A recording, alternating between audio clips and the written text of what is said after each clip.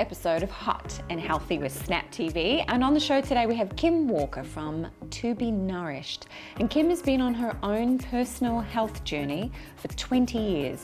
And that journey is now what she's turning into how she serves the world.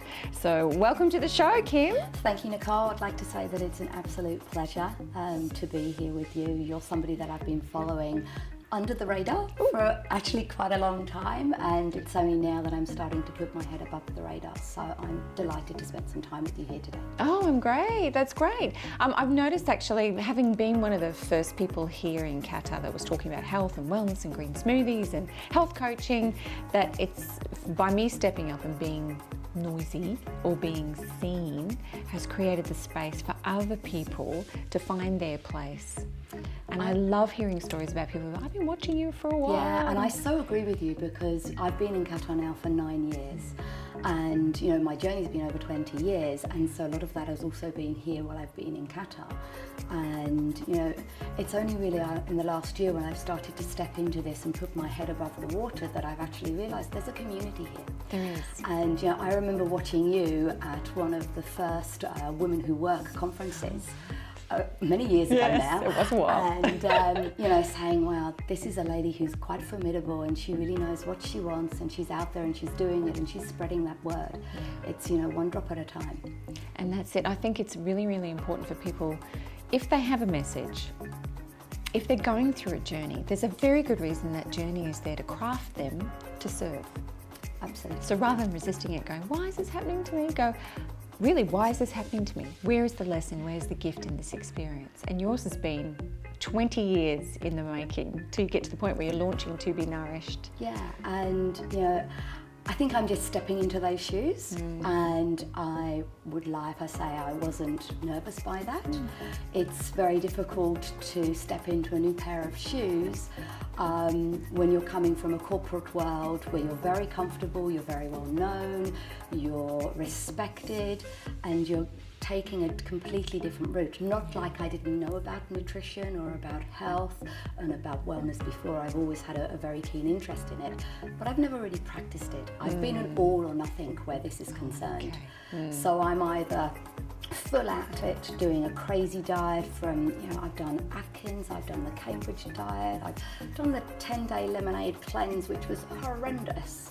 You know, to exercising, which was, you know, the Jane Fonda Feel the Burn, to step, you know, to pumping iron in the gym, and just, you know, I would just never find that balance. I always had to do something, do it really well, and then I would just drop it. Right. And the only constant was what I was doing in my career.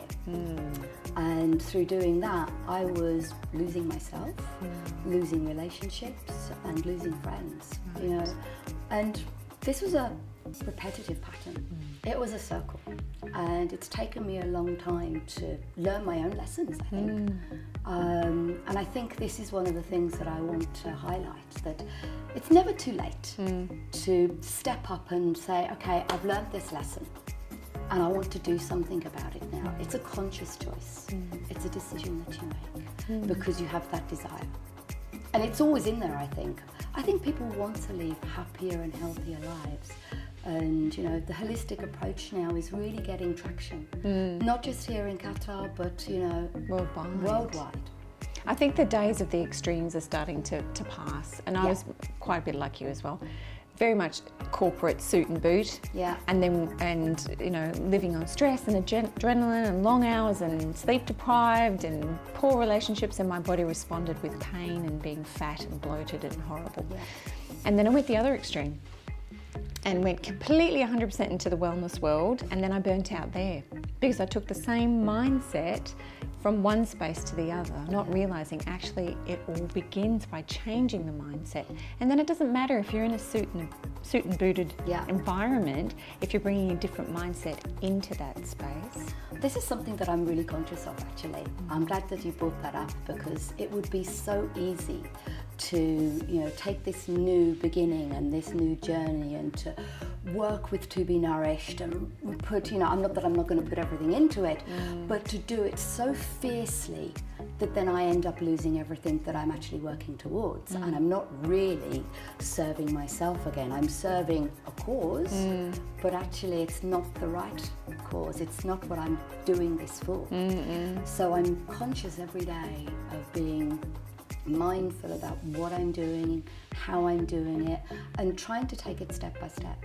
So trying and to avoiding those extremes, like you mentioned, you did the extreme absolutely. diets. And you know, when I first started out this, you know, not even 6 months ago, I decided, okay, I was going to do this, and then I accepted a corporate job. And what was I doing? There was a lesson, I hadn't learned the lesson again, but then a month before, I was waking up and I was like, I know it's the wrong thing, I know it in here. And I just said, right, that's it, I can't do it. I'm not going to serve anybody. I can't bring anything to the table in that world anymore. And I can't bring anything to me. So I want to be conscious of the decisions that I make while setting up to be nourished, in terms of my learnings, in terms of my discovery, in terms of working with clients and working with other people, because you know, I want to give them the experience of what I'm going through, and that so they can have their own journey too. And like you're saying, if you don't take care of yourself first, how are you going to be able to serve well in your business or in the world or in your life in other ways? Yeah, absolutely. So, you know, it's all very well setting up your own business, but if you're then still working 20-hour days, which I had been in the past, you know, where's the difference? Yes, exactly. You know, you answer to yourself, but you know, it's so it's a lifestyle choice. You know, and it's every day. It's being conscious. Yep. And is it in big decisions every day? Where is this change coming? It could be in little decisions down to, you know, I've set myself a schedule so that I have familiarity and I have community around me, so that every morning now I do CrossFit. And I have a community of people that I do this with at between 8 and 9 every day. And I love that. And then I come back and I have a structure so that, you know, in terms of my learnings, in terms of working with clients, working on some marketing, and I stick to that, you know, and I really try to hone in on not going beyond that. So then I have time for friends and family. And when there's a social gathering, I'm not the person stuck in the corner attached to her. Well, at the time it was the BlackBerry, but now, you know. And that's important because, I mean, work is there to serve the other aspects of your life. Yeah. Not for your life to be sacrificed in serving the work. Yeah. And it is challenging, I will tell you, that when you move from the corporate space into the wellness space, to find a way to identify with your work without being lost in your work, because it's your passion as well. And you can burn out in the corporate world, but you can also burn out in the serving world. And I am very conscious of that. So I recognise, and I know that I have that personality trait that's...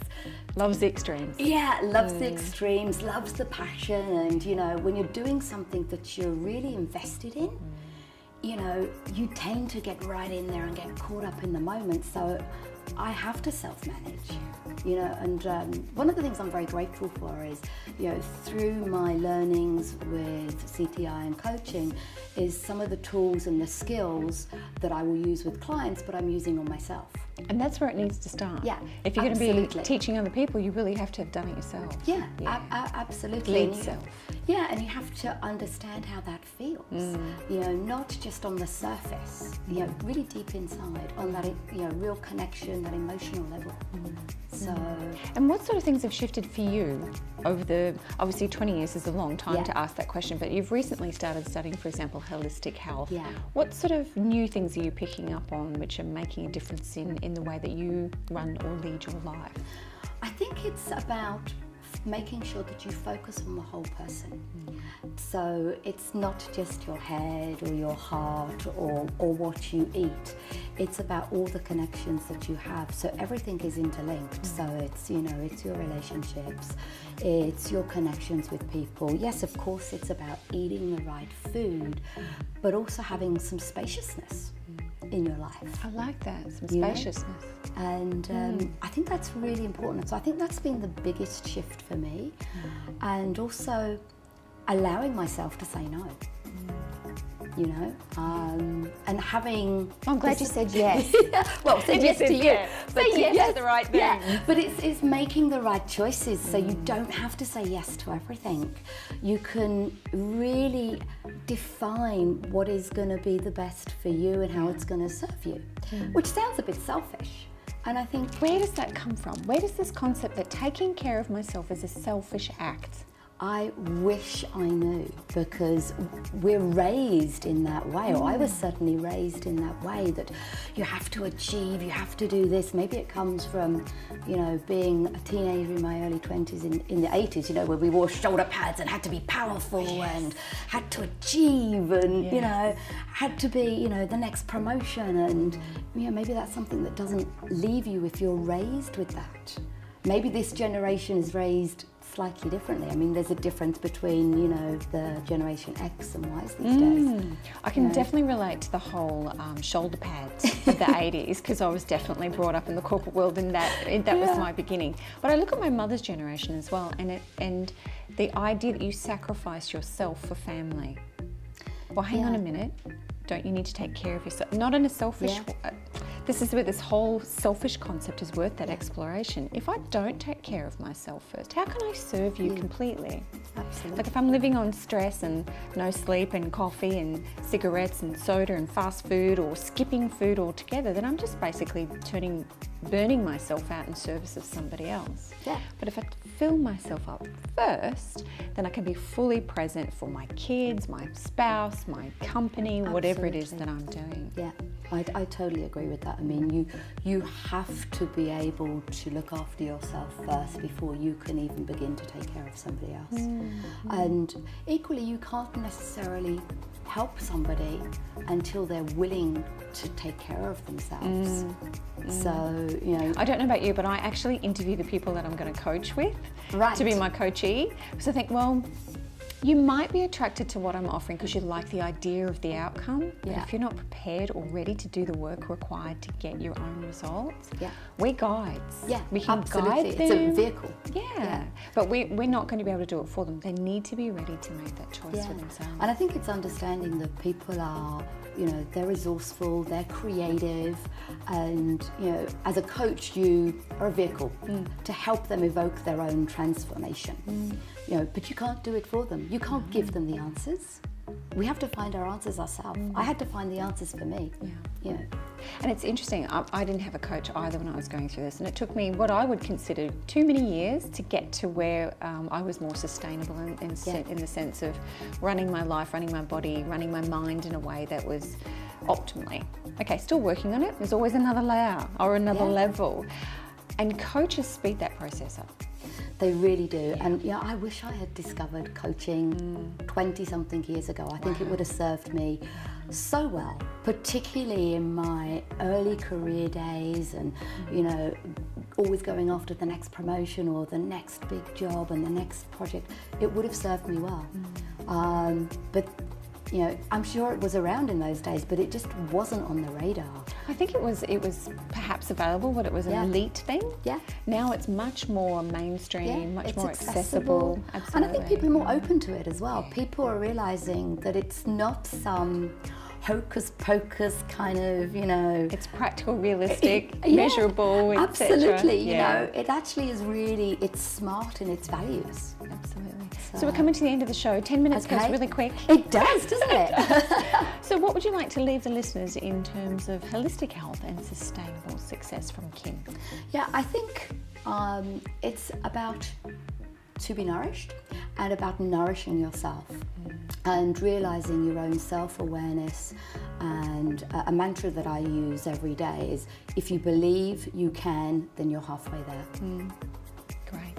So they need to work on the mind first. Absolutely. Right. I think this is where it starts. Yeah. Well, I'm really, really pleased that you created the environment where you could say no to things that you didn't want and yes to things like being on Hot and Healthy. Yes. Thank you. So thank you very much for saying yes. Thank you. It was absolutely my pleasure to be here. Thank you so much. You're welcome. Thank you for tuning into another episode of Hot and Healthy. Be sure to go to Snap TV and check out the other fabulous people we've interviewed on the show, and go to the website NicoleVanHattem.com and download your freebies and find out how you can get access to Kim Walker, because she's really very, very special. So go and get the things that you need, and remember to be hot and healthy. This episode of Hot and Healthy is presented to you by me, Nicole Van Hattem, holistic success coach and best-selling author, and brought to you by Snap TV. Tune into the show and listen to the people and practices that help you to think, eat, thrive.